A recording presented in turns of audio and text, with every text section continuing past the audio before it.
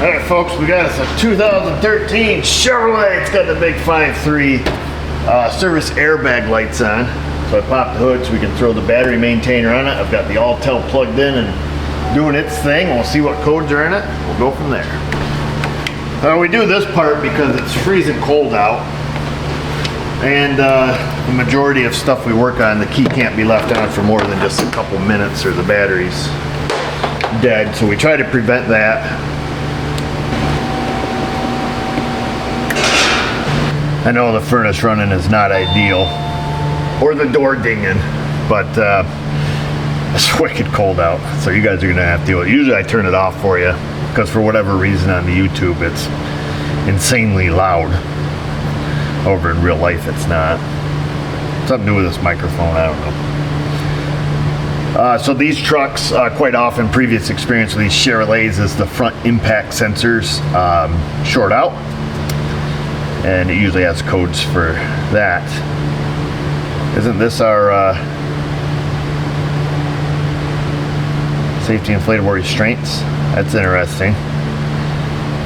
When they're gray, it means they're not communicating. I'm just looking here. It's, yeah, I think that's I think SIR is your safety inflatable restraint. So interesting. We might have something different, but I was going to say the front impact sensors on the radiator support usually swell up, crack, and break, and then that's it. So let's instrument panel, vehicle control module. Let's go to report to see what they say.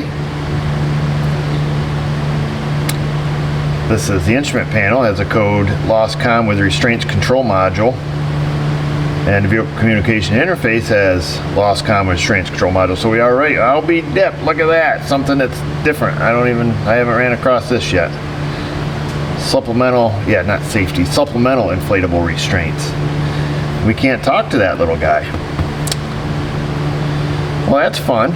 Power ground communication. Mentioning that I've seen the front sensors swell up, crack, and break. I've never seen them short out per se or cause no communication, so I doubt that's our case. But let's look up a wiring diagram for this module and see where the fuses and stuff are for it. This is a new one for me, folks. I printed this out, a diagram, a lot of moving parts on this little guy. I was trying to figure out where it lives. So the sensing diagnostic module, of course you guys can't see it here because I can barely see it, but it says right there that it's under the driver's seat. Now just to try to identify a component, I just looked under there. I didn't see any like slit in the carpet or any obvious way to get to it. I thought they were under the center console personally. But regardless of that, she's a couple pages, lots of sensors, and of course, you know, airbags and tensioners and, you know, all kinds of stuff to go along with it. So she's a 2-pager. What we're concerned with, first of all, is the easiest thing to do. Power. I guess that's all we can do. I'm going to look here on the diagram, see where the power comes into the module. Looks like on this side we got a couple fuses up there on top of the diagram. At a glance, I don't see any here, so we're likely coming in to this side. Fuse 4542, it's got some numbers except 66 with 53, so there's some discrepancies here that we have to kind of sort through. And it looks like we have a power here. And then there's also, there's an ignition source here. So it looks like a couple fuses. So let me see which fuses they are. We're gonna go right to the fuse box, see if they're good, make sure they're good. And if they are, our next step is going to be going right to the module itself to see, do we have power, do we have ground, and do we have communication there. We're not looking at something that has the comm wires taken down, the communication wires, because as you saw when we first read out the codes, everything else on that low speed can is talking and they're reporting against this. So if the whole network was taken out, well, we'd have a lot more problems. So let me find the powers and grounds, we'll go make some checks. All right. We have, here on the second page, I made myself some notes. Fuse 45 is a 15 amp and fuse 40 is a 10 amp. The first one is a full-time battery and the other one is ignition feed. Why does my light look so dim?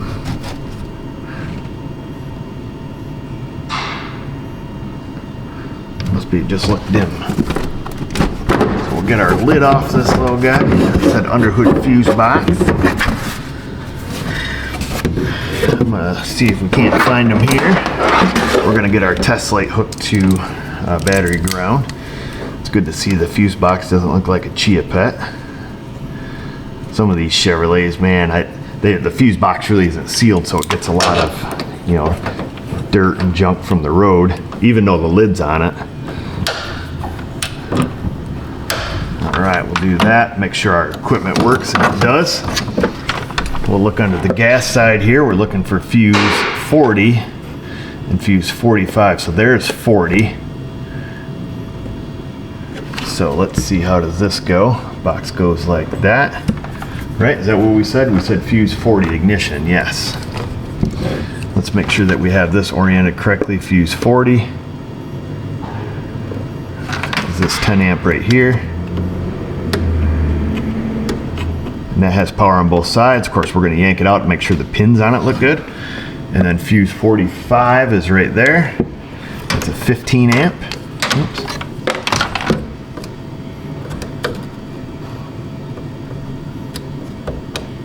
Oh, let me make sure I have the, well, actually the 15 amp, that is supposed to be the full-time power. So we don't have to make sure the key is on. We got nothing there, buddy. This whole half of the fuse box dead? That doesn't make sense. Let's make sure we're on fuse 45. Oh, I just heard a dinger go off in there. 50, 51, 45 rear defogger relay. And a couple fuses, yeah. All right, well that's interesting. At least it doesn't look like we got to tear the carpet out of the thing. Because that's our ignition fuse. 40 over here on 45. Oh, I just had to dig into that fuse a little harder. All right, it's about to get rizzle. I don't even know what that means. Oh boy. Guy shouldn't have to pull that hard to get a fuse out.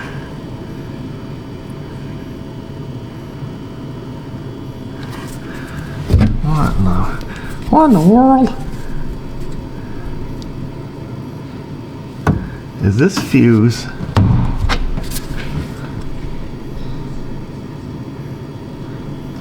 The box don't look half bad, but I think this fuse is corroded. Just want to see what that is. Oh, I don't even know if you guys can see. Oops, sorry, buddy. Sorry about that, buddy. There's some kind of something here, but it's... Oh, you know what that is? So there's like a little piece of something in the box, but it's actually a piece of the fuse. It's like the bottom half of the fuse. It's just like a little sliver of plastic kind of stuck here. Well, let's not make a mountain out of a molehill there, dude. I don't know what this 30 amp fuse is, but we're gonna pull that because that looks, yeah, that thing's gross too. Look at that. Oh boy. Let me pull this 15. Who knows what that goes to? Oh yeah. Girl, you crusty. She is crusty down here. We might get lucky. I say that to myself every day. I mean, the pin tension still feels pretty good. We're gonna check the individual pin tension on that. Let's have a up close examination of this. Well, actually, let's get a good 15 amp fuse first and see if we're that lucky. If today's our lucky day, put it down too hard and see if we restore communications. Bing, bing.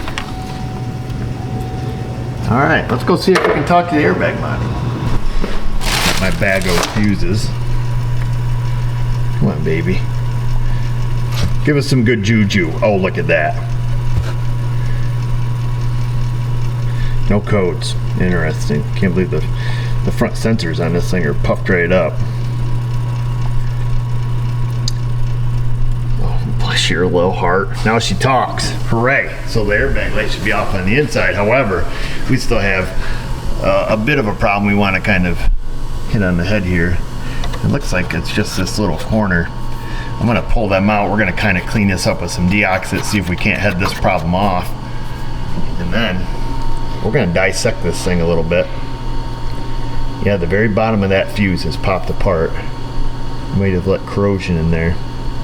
And I believe our fuse is just corroded open. It's not blown. Right, now that we've done that, we're going to take and pull that out. For your viewing pleasure,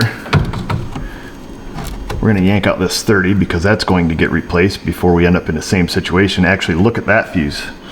Can you see that? It's black, like it's been, you know, fretting, sitting there kind of sizzling perhaps. I don't know what it runs, but it's going to get replaced along with this 15 amp that it just dropped, and this one here that we just put in.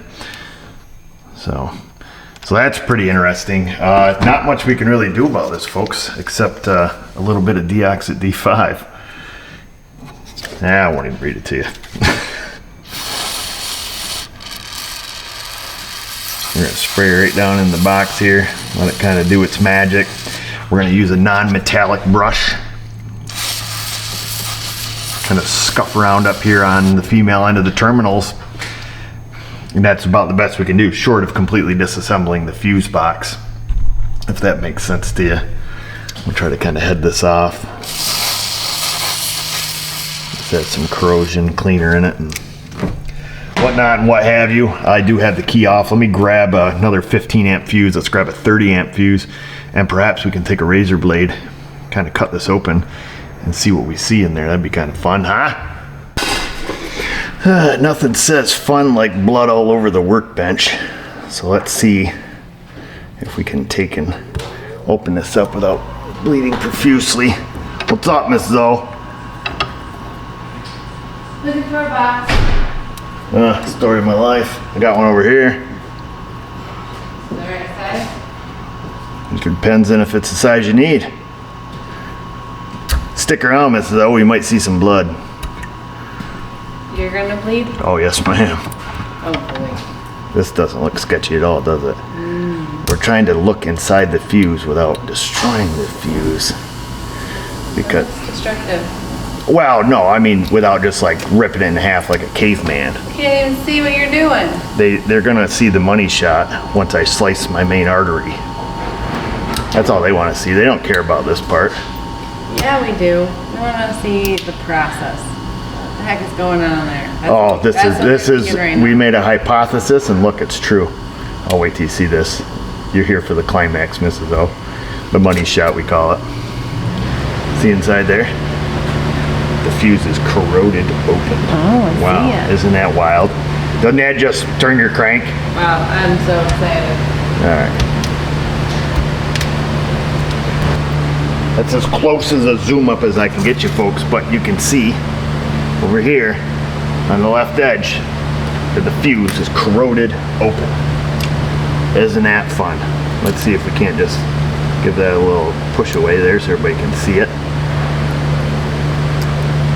I'm not looking at the viewfinder, so I don't know what you can see, but we can clearly see that it is disconnected because of corrosion. Well, that's fun, right? Huh? Who's having fun? Let's open up the 30 amper. Oh boy. It's nasty. It's curious he wasn't really having any other problems, but wait till you have a look at this filly. Oh, it's because this one is not open circuited. It's just all black and sizzly. I'll lean this up against it so we can zoom in on it and you guys can see where it's been cooking. You can smell when the rock is cooking. And that's what it looks like inside your 30 amper.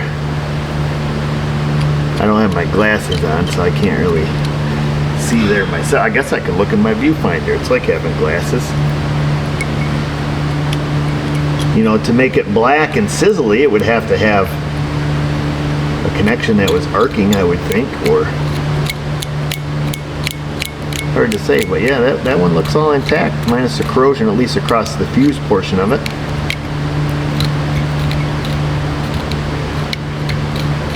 But looking at the blackness, I would say it's definitely has gotten hot. It made it a lot easier to cut through because it was kind of melted. So I just touched it with a razor blade and the outside kind of broke off. So nothing to really do with his complaint, but perhaps stopping a future problem here. So let me finish cleaning up that box, get a couple fuses for us. But yeah, I guess fuses can go bad without blowing.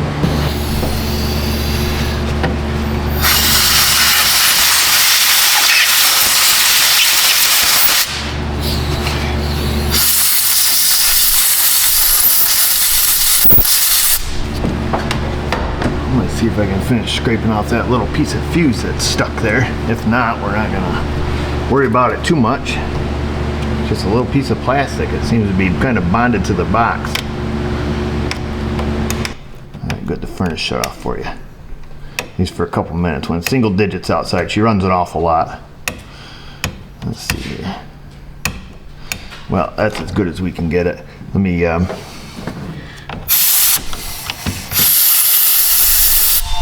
on, you little sucker. Oh, there it goes. Fell through. All right, let me get some peanut butter. Some Ultra Seal. I call it peanut butter. It kind of looks like peanut butter. We're gonna scoop some of that out. Slobber up on our leads here. Try to salvage it if we can. Put that down in there.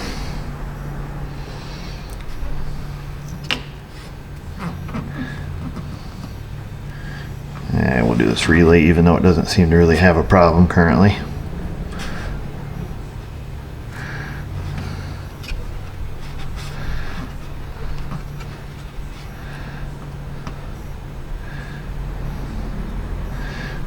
Well, as good as it's gonna get, fella. Get some on the blades of our fuse. Stick that in there.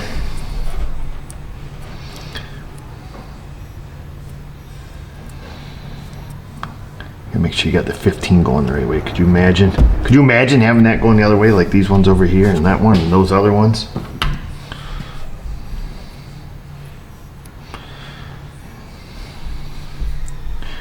Oh, this one you can't even read the 30 on. That baby's down in there. Put that so we can read it. That baby's right there. That's it for this Chevrolet, folks. We cleaned the corrosion out the best we could, gooped up the fuses, stuck them in, identified the problem, and moving on with life. And that'll be a good enough fix until it becomes worse, if it ever does. I've seen a lot of these fuse boxes get corroded way beyond what this one is. This seemed to really be isolated to that little section. So, and then whatever that 30 amp fuse ran, who knows, but we probably prevented a future problem there. 30 amp fuse usually runs a bunch of other circuits, but I don't know, could be the rear window defogger as far as I know. Don't know, don't care. But what I do care about is that you guys go in that comment section. Leave a question in the comments. Find us on the Insta and the Facebook. Just remember, viewers, if I can do it, you can do it. Thanks for watching.